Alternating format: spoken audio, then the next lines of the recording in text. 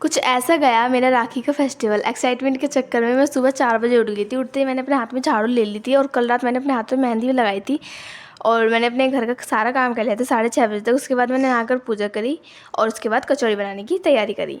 कचौड़ी की तैयारी के बाद फिर मैंने अपने हाथों पे नेल पॉलिश लगाई थी और फिर मैं राखी के लिए रेडी हो गई।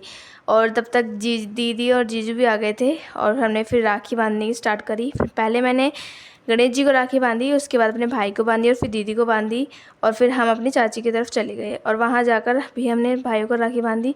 और कितना मज़ा आता है जब सब भाई बहन एक साथ होते हैं, दिल खुश हो जाता है। बहुत इन्जॉय किया और हमारी बुआ जी भी आई थी और फिर उन्होंने भी राखी बांधी और उन्हें बाय बोल दिया हमने। और ये है जूली। और फिर हमने सब चाय बैठ के पी और फिर हम अपने घर आ गए थे और मैं घर आकर अपने गिफ्ट्स ओपन करे।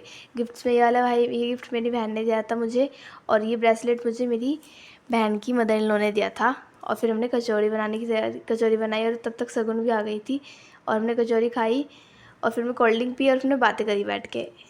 और बातें करते करते बहुत अच्छा लग रहा था। फिर हमने स्वीट्स खाए और शगुन ने मेरे हेयर स्टाइल बनाया। फिर उसके बाद वो अपने घर चली गई और रात को फिर मैंने चॉकलेट खाई और मैं सो गई।